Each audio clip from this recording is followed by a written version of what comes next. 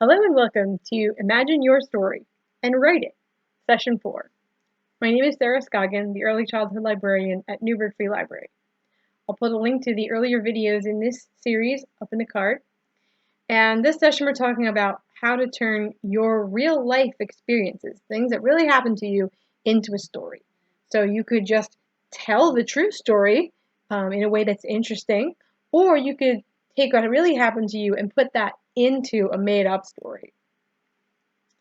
As always, you can earn a digital badge for writing a story if you are on Read Square, the digital summer reading program platform. I will put a link to Read Square down in the description. So let's get started. Real life into stories. What is something that happened to you that was interesting? It could be something funny, sad, or surprising, for example. For me, my example would be the time that I got myself stuck in a tree like a kitten. Yes, I climbed a tree and got stuck. What was funny slash sad slash surprising slash etc. about what happened to you? Did you learn from it? Okay, so here is the story. Everything I'm going to say is exactly the way it happened as best I remember it, except for one thing. I'm going to change the name of my neighbor who is in the story. I'm going to make up a name for him. I'm going to call him Albert. Okay, so here is the story of the time I got myself stuck in a tree like a kitten. One summer day, as a child, I met my neighbor Albert, and we talked about what we wanted to do that day. We decided to climb the tree, which we often did. But this time Albert said, "What if we climbed all the way to the top? Have you ever climbed all the way to the very top?" "No," I said. "It's really tall, and some of those branches at the top are pretty skinny." "But we could climb up to the very top and break off that very tippy top branch that's sticking off as proof that we conquered the tree. I bet we could do it." "I don't know." He didn't dare me to do it, but he did convince me that it wouldn't be too hard and that it would be safe enough. So we started to climb. We scrabbled up onto the first big, thick branches at the bottom. Albert went first. He climbed and climbed, and I tried to follow where he was going to find the thickest branches.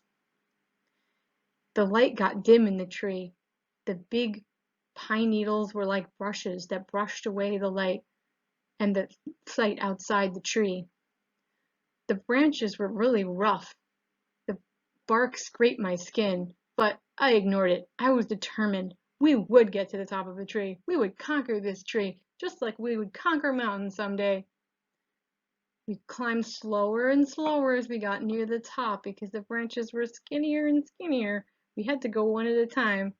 But finally, Albert reached up and broke off the very tip of the tree.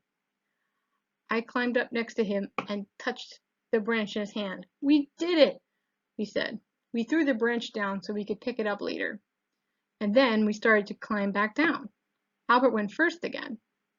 He climbed, climbed, climbed, and came to a spot about 2/3 of the way up the tree where there was only one skinny branch. That was the only branch around the whole tree trunk at that spot. After he was on the branch under that one, thankfully after he had got off the very skinny branch, but he was still holding on to the skinny branch, the skinny branch broke off in his hand. Oh no! I was right behind him, but now I had nothing to stand on. To get down to the lower branches, there was a big gap where there were no branches at all. I tried to hold onto the branch above and lower myself, see if my feet would touch the next branches, but they didn't touch, so I quickly pulled myself up. I couldn't let myself drop and land and balance on the branch underneath me. I'm no circus performer. When I realized I was stuck in the tree, my stomach fell, and I hope I didn't follow it.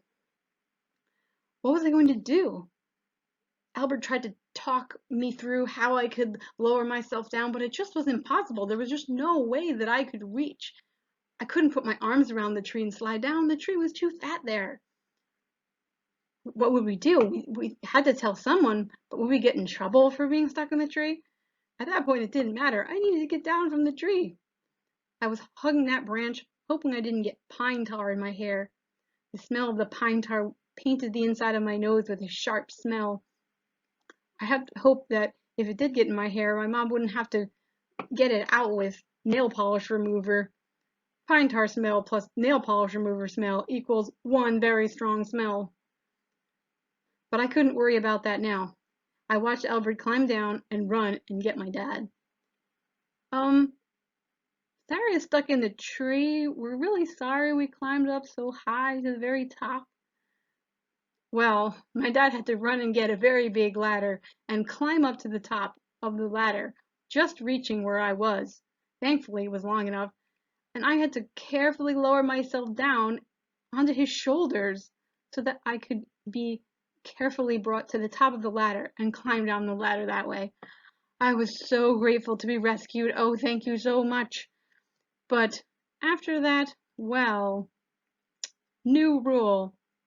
No climbing up past the bottom two branches of the tree. There hadn't been a rule about climbing to the top of the tree before, but now maybe that's a pretty good rule. I did climb the tree after that, but only to the bottom two branches.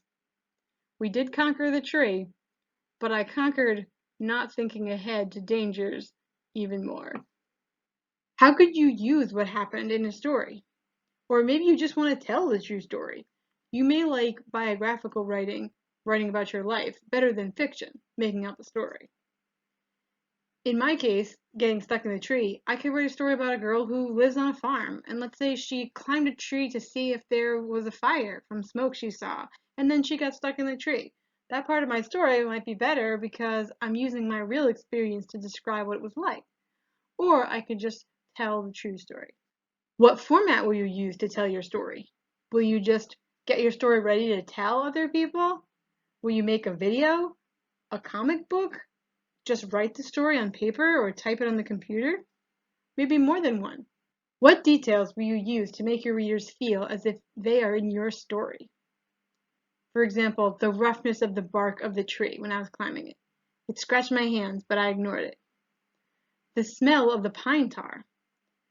The smell painted the inside of my nose with a smell like turpentine.